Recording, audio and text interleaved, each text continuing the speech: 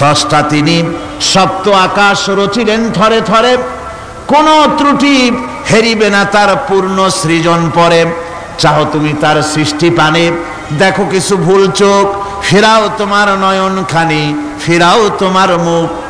অক্ষমহীন দৃষ্টি তোমার সৃষ্টিতে পাবে ফাঁকি, ফিরাও তোমার নয়ন খানি, ফিরাও কাঙ্গালাখি। আল্লাহ পাক বলেন আমার আকাশের দিকে তাকাও, বারবার তাকাও, সূর্যের দিকে তাকাও, চন্দ্রের দিকে তাকাও, গাছপালার দিকে তাকাও, তাকায় দেখো কোনো ভুল আছে নাকি, ভালো করে দেখো কোনো ভুল আছে নাকি।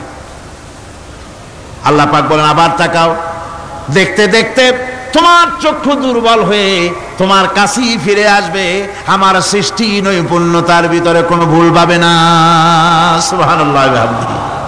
একজন দরবেশ সাহেব তিনি একবার এই সূরার পড়তেছিলেন, মুখস্থ তেলাওয়াত করতেছিলেন, একটা গাছের তলায় বসে, একটা বট গাছের তলায় বসে এটা তেলাওয়াত করতেছিলেন। যখন তিনি পড়লেন হাল তারা মিন ফুতুর, আমার সৃষ্টি নৈপুণ্যতার ভিতরে কোনো ভুল পাওয়া যায় নাকি।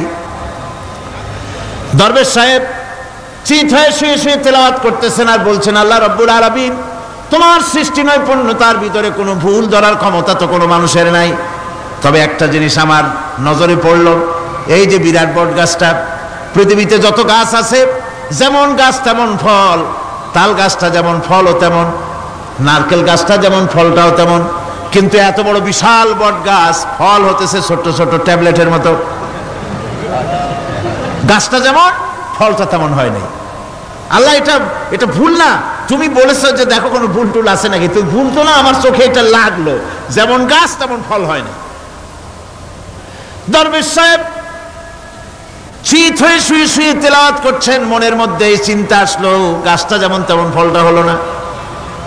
দরবেশ সাহেব বলেন এই চিন্তা করতেছি, হঠাৎ করে একটা দমকা হাওয়া বয়ে গেল, ডালে ডালে বাড়ি লেগে গেল, একটা আদা পাকা বটের ফল অনেক উপর থেকে বৃন্তচ্যুত হয়ে চট করে এসে আমার নাকের উপরে ফট করে পড়ল। নাকের উপরে এমন ভাবে পড়ছে নাকটা জ্বলে উঠছে। আমি সেজদায় পড়ে গেলাম। দরবেশ সাহেব বলেন আমি সেজদায় পড়ে গেলাম, চোখের পানি ফেলে আল্লাহর দরবারে মাপ চাইলাম, বললাম রব্বুল আলামিন, তোমার কোনো জিনিসের ভিতরে কোনো খুঁত নাই, নিখুঁত জিনিস তুমি বানাইছো, কোনো ভুল নাই।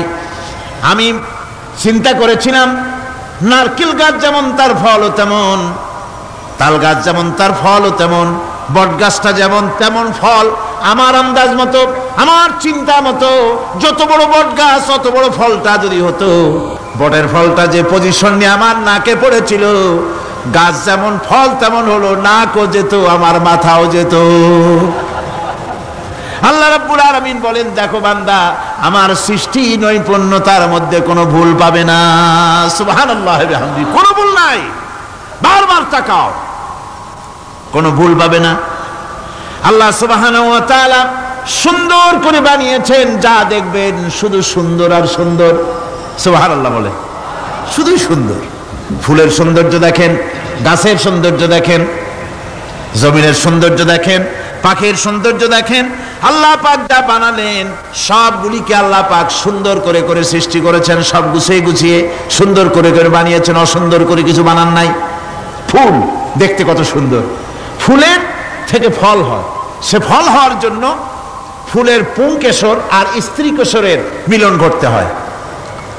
তো ফুল তো আর চলতে পারে না, এই মিলনটা কেমনে হবে? এই জন্য আল্লাহ পাকের রুচি দেখেন, আল্লাহ পাকের রহমত দেখেন, আল্লাহর কুদরত চিন্তা করুন। সুবহানাল্লাহ বিহামদিহি। ফুল সুন্দর জিনিস, ফুলের চাইতে আর কিছু সুন্দর আছে নাকি? এত সুন্দর ফুল, এই পুংকেশর এবং স্ত্রী কেশরের বিনিময়টা কে করবে? এইটা করার জন্য আল্লাহ পাক এই দায়িত্ব তেলাপোকাকে দেন নাই, দিছেন নাকি? আরশোলাকে দিছেন, সার পোকাকে দিছেন, উই পোকাকে দিছেন, তাতে ফুলের ইজ্জত নষ্ট হবে। ফুল যেমন সুন্দর, আল্লাহর রুচি, আল্লাহ রাব্বুল আলামিনের সৌন্দর্য বোধ কত বিরাট, কত মহান আল্লাহ পাক। ফুল যেমন সুন্দর, ওই সুন্দর ফুলের উপরে তেলাপোকা পড়লে ফুলের সৌন্দর্য নষ্ট হবে। এজন্য আল্লাহ পাক ফুল যেমন সুন্দর, ওই পুংকেশর আর স্ত্রী কেশরের মিলন ঘটাবার জন্য রব্বুল আলামিন সুন্দর প্রজাপতির ব্যবস্থা করেছেন। ফুল যেমন সুন্দর, প্রজাপতিও সুন্দর। প্রজাপতির ডানায় কোন শিল্পী কোন তুলি দিয়ে এত রং লাগালো? সুবহানাল্লাহ বিহামদিহি, সুবহানাল্লাহ বিহামদিহি। আল্লাহ পাক বলছেন এমনি সুন্দর করে বানালাম, মানুষ বানাইছি। সে মানুষের সৌন্দর্য দেখো, দুইটা চোখ দিলাম দেখার জন্য। চোখ কি জন্য? এখন এই চোখ দুইটা যদি কুমিরের মতো আল্লাহ গোল বানাই দিতেন, চোখ গোল এরকম কুমিরের মতো দেখতে বিশ্রী হতো। চোখ দুটোকে আল্লাহ টানা টানা করেছেন, চোখের উপরে ভুরু লাগিয়েছেন, তাতে আবার পশম দিয়েছেন, চোখে পিসি দিয়েছেন, চোখের ভিতরে মণিটা কালো করেছেন, তার চতুর্দিকে সাদা অংশকে নীলাভ করেছেন যাতে কালোটা আরো ফুটে ওঠে। সুবহানাল্লাহ বিহামদি। কত সৌন্দর্য আল্লাহ রাব্বুল আলামিন মানুষকে দিয়েছেন। আল্লাহর রহমতের ওয়াজ সারা বছর করলেও তো ফুরাবে না, এত রহমত, এত দয়া আল্লাহ সুবহানাহু ওয়া তাআলা। মানুষ আল্লাহ কি সুন্দর করে বানালেন। একবার একজন দরবেশ সাহেব রাস্তা দিয়ে যাচ্ছেন, প্রতিমধ্যে তিনি দেখতে পেলেন নদী থেকে এক কলসি পানি নিয়ে এক যুবতী সুন্দরী মেয়ে রাস্তা বেয়ে যেতেছে। দরবেশ সাহেব দাঁড়ায় গেলেন আর ওই যুবতীর দিকে এক নজরে তাকায় আছেন, চোখে পলক দেয় না। এরপরে যুবতী থমকে দাঁড়ায় গেল।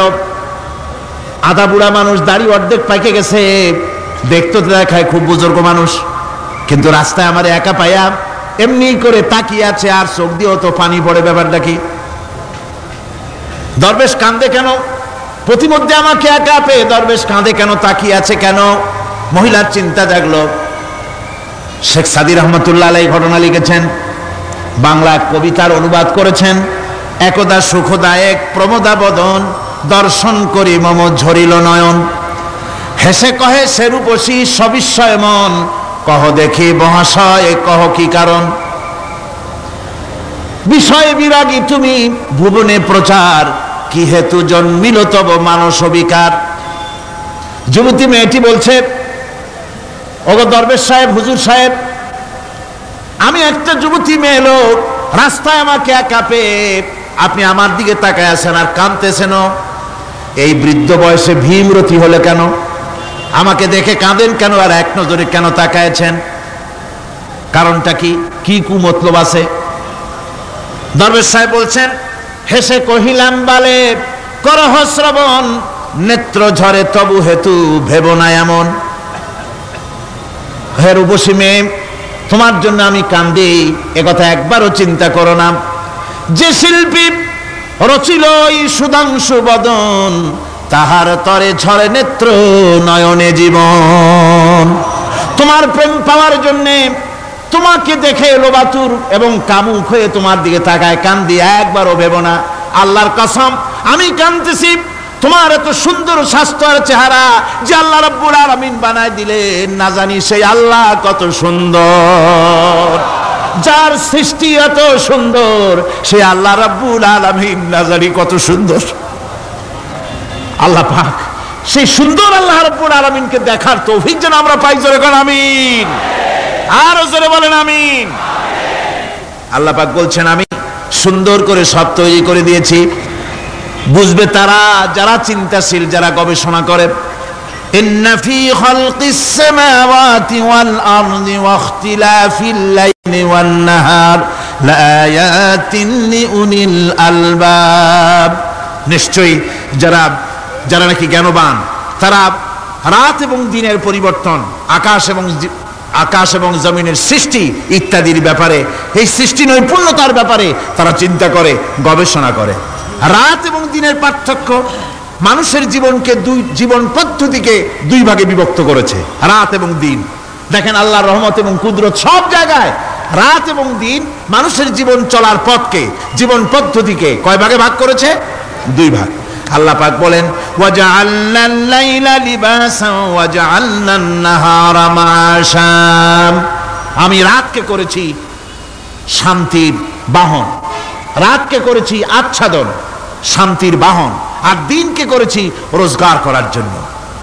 দিনের বেলায় রোজগার করবে, কামাই রুজি করবে, কল কারখানায় যাবে, খেতে খামারে যাবে, অফিস আদালতে যাবে, কাজ কাম করবে। এ কাজ করে করে শরীরের ভিতরে ক্লান্তি আসে, অবসাদ এসে যায়। আল্লাহ রাব্বুল আলামিন বলেন আমি আবার রাত বানালাম। ওই রাতের বেলায় বানর যখন ঘুমায় যায়, এই ঘুম তার সমস্ত অবসাদ আর ক্লান্তি দূর করে দিয়ে সকাল বেলায় আবার তাজা মানুষ করে সমস্ত একেবারে পরিপূর্ণ কর্মক্ষম একজন মানুষে তাকে পরিণত করে দেয়। রাতটাকে আচ্ছাদন করে দিয়েছি, দিনের কোলাহল মুক্ত রাত। সূর্যের আলোর ঝলকানি, তীব্র আলো নাই, চিৎকার নাই, আওয়াজ নাই। রাতের একটি অন্ধকার চাদর পরিয়ে দিলাম এই পৃথিবীর উপরে। রাতের একটি অন্ধকার চাদর পৃথিবীর উপরে পরিয়ে দিলাম। কোলাহল মুক্ত পৃথিবী এখন, সূর্যের তীব্র আলো আর নাই। এখন আরামে তুমি ঘুমিয়ে যাও, ঘুমাও, আবার সকালবেলা উঠে তুমি কাজ করবে। আল্লাহ পাক বলেন আমি এভাবে ومن رحمته جعل لكم الليل والنهار لتسكنوا فيه ولتبتغوا من فضله।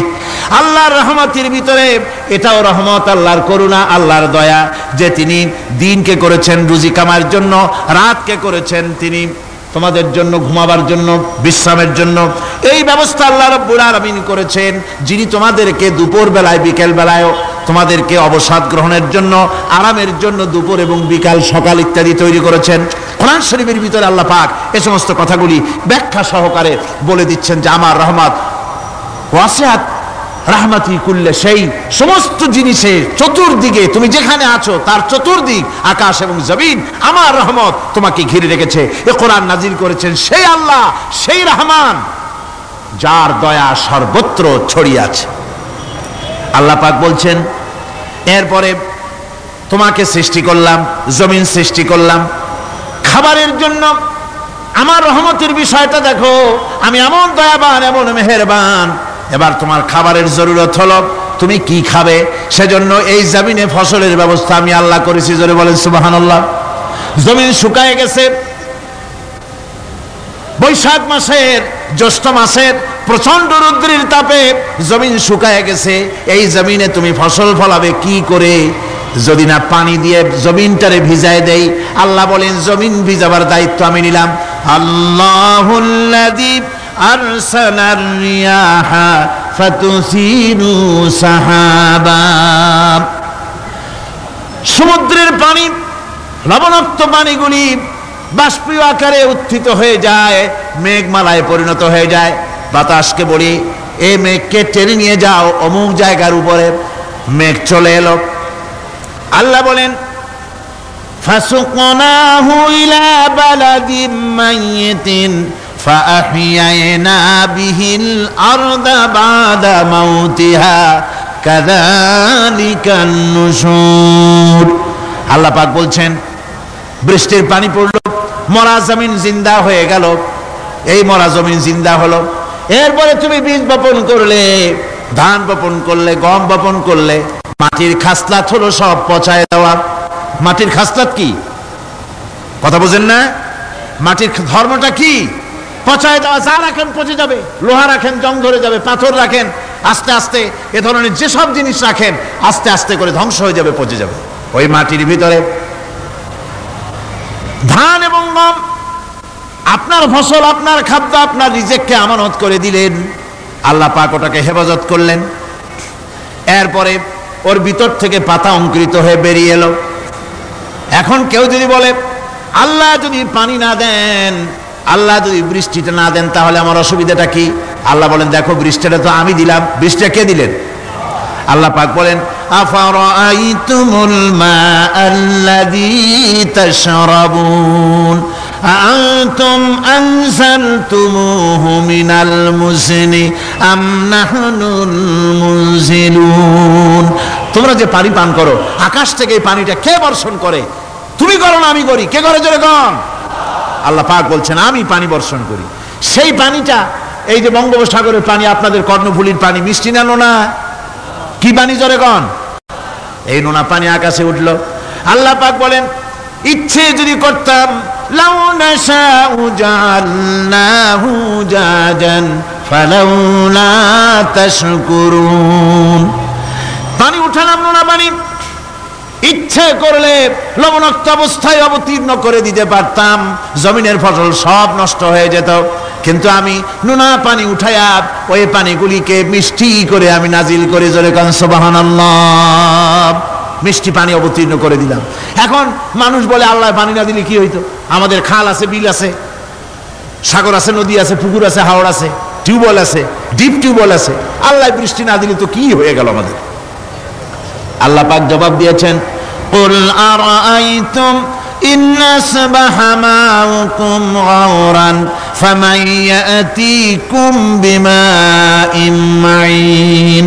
বলো দেখি, সবে শুকাইয়া যদি যায় এই জমিনের পানি, তাহলে হেথায় তটডির ধারা কে দিবে সবারে আনি? টিউবওয়েলের পানি, পাতালের পানি, দরিয়ার পানি, সাগরের পানি, হাওড়ের পানি, বিলের পানি সব যদি আমি আল্লাহ শুকায় দেই, আমি আল্লাহ ছাড়া এমন কোন শক্তি আছে যে মরা গাঙ্গে নতুন করে পানির জোয়ার এনে দিতে পারে? আছে কেউ? কেউ নাই। আল্লাহ পাক বলেন, দেখো আমার রহমত, এভাবে করে আমি পানি দিলাম, বৃষ্টি দিলাম, এবার গাছ উঠলো, বীজ বপন করছিলাম, গাছ উঠলো। আনতুম আনশাতুম শাজারাতাহা আম নাহনুল মুনশিউন। মাটি থেকে এই গাছকে কে উদ্গত করে দিল? হয় বেটা, কে দিল? তুমি দিছো না আমি দিয়েছি? কে দিয়েছে? জোরে কর, জোরে চিল্লা এখন, কে দিল? আল্লাহ পাক বলেন, গাছ উদ্গত করে দিলাম, গাছ এবার বড় হলো। এই গাছ আল্লাহ রাব্বুল আলামিন এই গাছ তৈরি করলেন। এই গাছ শুধু আপনার জ্বালানি দেয় না, গাছ শুধু ফল দেয় না, এই গাছ মানুষের জন্য গাছ হচ্ছে বন্ধু। মানুষের জন্য গাছ কি? জোরে কোন কি? বন্ধু। সেই বন্ধুরে জন্মের কাটা কাটবেন নাকি? এই গাছ তৈরি হচ্ছে। গাছ বন্ধু কি করে? গাছ বন্ধু হচ্ছে আমরা যে শ্বাস প্রশ্বাস নেই, মুখের থেকে নাকের থেকে যে শ্বাসটা ফেলি, সেটা হচ্ছে আমরা গ্রহণ করি বাতাস থেকে অক্সিজেন, ছেড়ে দেয় কার্বন ডাই অক্সাইড। এটা হচ্ছে বিষ। এটা কি? আমরা নিলাম পরিশুদ্ধ অক্সিজেন, নিলাম, ছেড়ে দিলাম এটাকে বিষ করে, এই বিষটা ছড়িয়ে গেল। এখন এই বিষ যদি আল্লাহ পরিশুদ্ধ করার কোনো ফ্যাক্টরি না বানাতেন, তাহলে পৃথিবীর সমস্ত প্রাণী মরে যেত। সুবহানাল্লাহ, কইতে ইচ্ছে করে না? আল্লাহ পাক কি ব্যবস্থাটা করলেন! কোন দুনিয়ায় ফ্যাক্টরি নাই, মানুষ যে বিষাক্ত করে দেয় আবহাওয়াকে, সেটাকে রিফাইন করার ব্যবস্থা মানুষের কাছে নাই। আল্লাহ ব্যবস্থা করেছেন কি? আল্লাহ পাক গাছ বানায় দিলেন।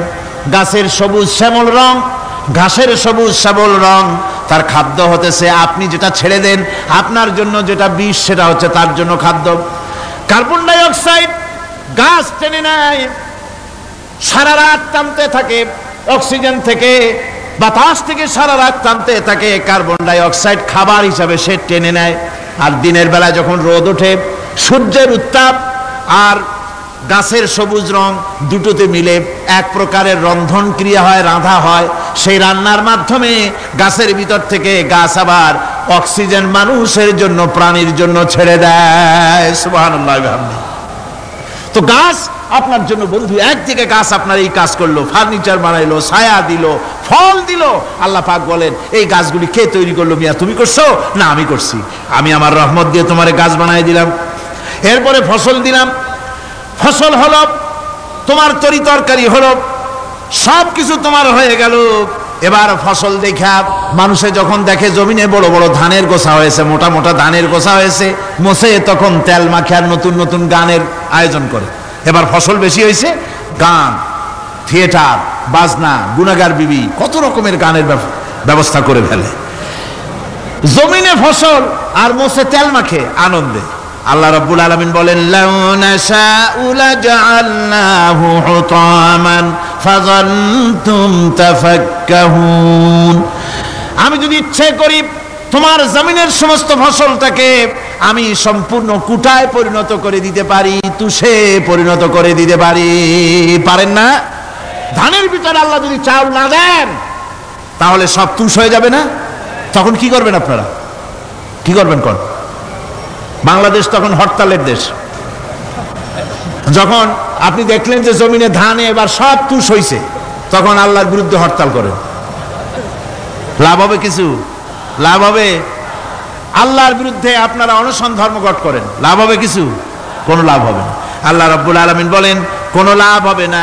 বরং তোমরা তখন বলবে ইন্না লামুগরামুন বাল নাহনু মাহরুমুন। কপালে তখন আঘাত করবে, করাঘাত করতে থাকবে আর বলবে যে আরে কপাল পোড়া হয়ে গেলাম, হতভাগ্য হয়ে গেলাম, বঞ্চিত হয়ে গেলাম, আল্লাহর রহমত থেকে সর্বনাশ হয়ে গেল। তখন কপালে আঘাত করা ছাড়া আর কিছুই করতে পারবে না। আল্লাহর বিরুদ্ধে মিছিল চলে না, সমাবেশ চলে না, বিক্ষোভ চলে না, হরতাল চলে না। মহান আল্লাহ রাব্বুল আলামিন বলছেন দেখো এইভাবে করে তোমার ফসলের ব্যবস্থা আমি আল্লাহ করেছি। আমি রহমান, আমি আল্লাহ পাক কি এমন রহমান। আজ জমিনে ফসল বৃদ্ধির জন্য ইউরিয়া, সুপার সালফেট, সালফার সারের ব্যবস্থা হয়েছে, নানান জাতের সারের ব্যবস্থা হয়েছে।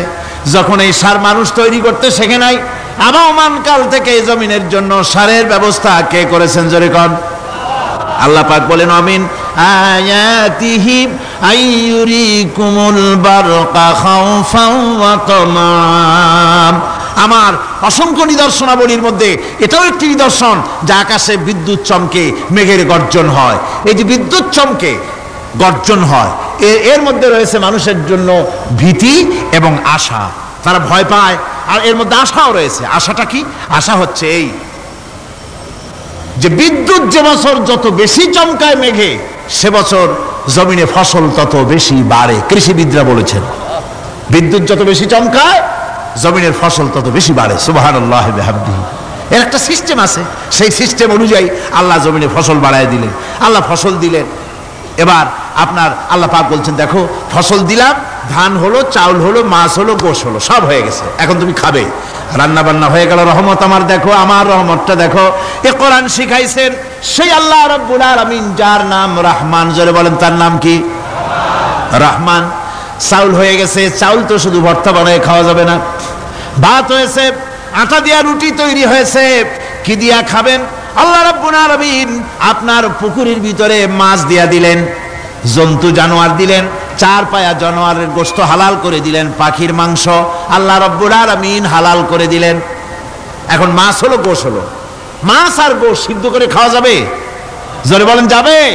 যাবে না। তার গন্ধ নষ্ট করতে হবে আর সুঘ্রাণ সৃষ্টি করতে হবে। এই গন্ধ নষ্ট করে সুঘ্রাণ সৃষ্টি করার জন্য লবঙ্গ তৈরি করলেন কে? কথা কন না কেন? এলাচি কার? দারচিনি কার? লবণ কার? মরিচ কার? হলুদ কার? পেঁয়াজ কার? সুবহানাল্লাহ ওয়া বিহামদিহি।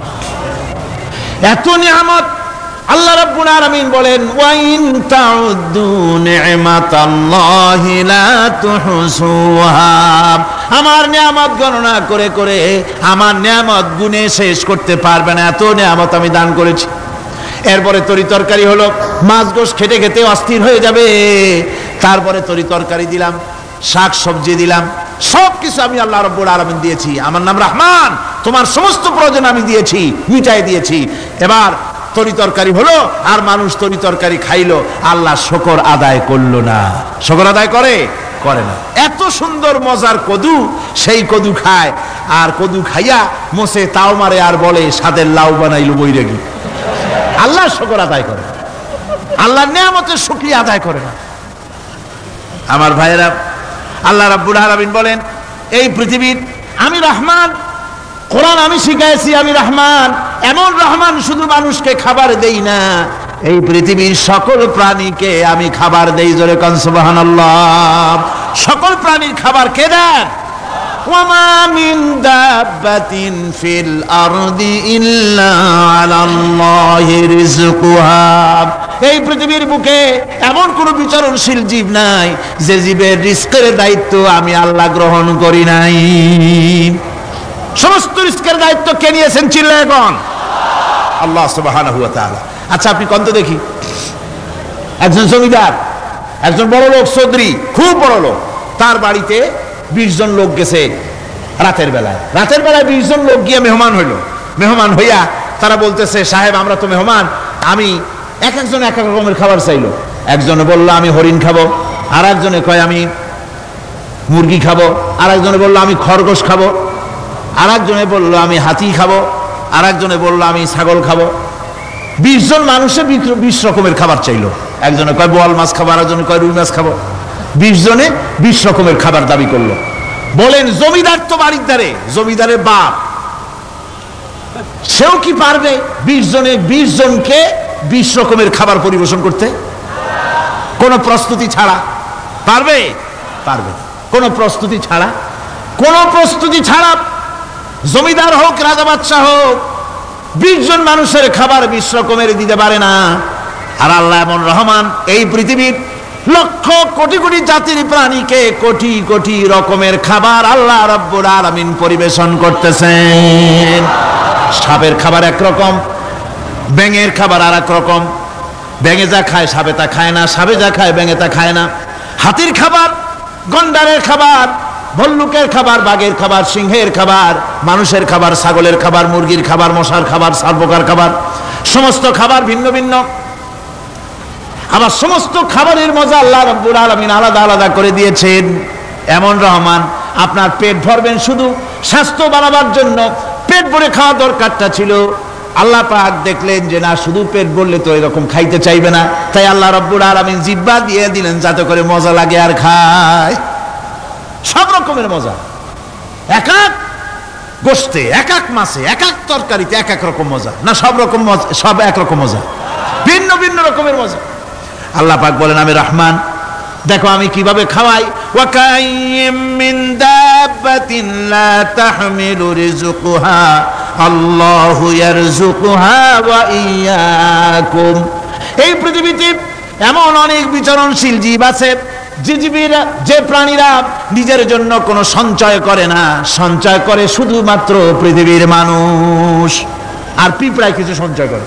অন্যান্য বহু প্রাণী আছে যাদের কোনো সঞ্চয় নাই। কি বলেন, পাতিশিয়ালের কোনো ব্যাংকে অ্যাকাউন্ট আছে নাকি? না। শীতের মৌসুমে পাতিশিয়াল আসা ব্যাংকের ম্যানেজারকে বলে না যে কয়েকটা মুরগি আনছি, আমার নামে একটা অ্যাকাউন্ট ওপেন করেন, বৃষ্টির সময় আমি যেন ওগুলো উঠাইয়া পাইকারি দরে খাইতে পারি। ওর কোনো খাবার নাই, সঞ্চয় নাই। এ ধরনের পাখির সঞ্চয় নাই, পশুর সঞ্চয় নাই।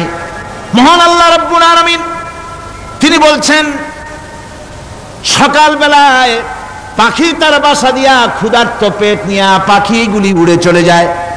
সাপ তার গর্ত থেকে বের হয় খালি পেটে, পাতি শৃগল খালি পেট নিয়ে গর্ত থেকে বেরিয়ে যায়। তিমির মতো অত বড় প্রকাণ্ড প্রাণী, হাতির মতো প্রকাণ্ড প্রাণী, গরিলা, শিম্পাঞ্জি, ওরাংওটাং, পিঁপড়া থেকে শুরু করে নিয়ে প্রকাণ্ড তিমি পর্যন্ত সমস্ত প্রাণীগুলি সকালবেলায় খালি পেটে বেরিয়ে যায়। সারাদিন ঘোরাঘুরির পর আল্লাহ সুবহানাহু ওয়া তাআলা বলেন, সন্ধ্যাবেলায় সমস্ত প্রাণীর পেটগুলি ভরে আমি আল্লাহ তাদের বাসায় ফিরাইয়া দেই। আমি রহমান, এভাবে করে আমি আল্লাহ রাব্বুল আলামিন খাবারের বন্দোবস্ত করি, পড়ার বন্দোবস্ত করি, থাকার ব্যবস্থা করি। ইয়া আইয়ুহান নাসু যকুরু নি'মাতাল্লাহি আলাইকুম হাল মিন খালিকিন গায়রুল্লাহ ইয়ারযুকুকুম মিনাস সামাই ওয়াল আরদ। ও পৃথিবীর মানুষেরা, ওই আল্লাহর স্মরণ করো, আল্লাহর নিয়ামতের শুকরিয়া আদায় করো যে আল্লাহ তোমাকে আকাশ থেকে, জমিন থেকে রিজিক দেন। ওই আল্লাহ ছাড়া আছে কি কেউ যে তোমাকে আকাশ থেকে রিজিক দেয়, জমিন থেকে রিজিক দেয়? লা ইলাহা ইল্লা হুয়া ফাআন্না তুফাকুন। ওই আল্লাহ ছাড়া কোনো ইলাহা নাই, কেন তোমরা বিভ্রান্ত হও? সেই আল্লাহর দিকে ফিরে আসো। আল্লাহ বলছেন, এভাবে আমি সমস্ত পৃথিবীর মানুষের রুজি রুটির বন্দোবস্ত করি, সমস্ত প্রাণীর রুজি রুটির ব্যবস্থা করি। আমি সেই রহমান। সুবহানাল্লাহি ওয়া বিহামদিহি। ওয়া ইলাহুকুম ইলাহু ওয়াহিদ লা ইলাহা ইল্লা হুয়ার রাহমানুর রহিম। এই হচ্ছেন তোমাদের আল্লাহ। সুবহানাল্লাহ। আল্লাহ বলছেন, ওয়া ইলাহুকুম ইলাহু ওয়াহিদ, তিনি হচ্ছেন এক আল্লাহ, এক ইলাহ, যিনি ছাড়া কোনো ইলাহ নাই। তিনি হচ্ছেন রহমান। তিনি কি? রহমান। তিনি হচ্ছেন রহিম। তিনি তোমাদের সব কিছুর ব্যবস্থা করে দিয়ে থাকেন, কোন জিনিস তোমাদেরকে বঞ্চিত করেন না। এই রহমান এমন রহমান যিনি তোমাদের সমস্ত নিয়ামত পূর্ণ করেন। আর রহমান এমন রহমান যে শুধু আপন আপন লোক দেখে তালাশ করে করে দেয় না, সকলকে দেয়।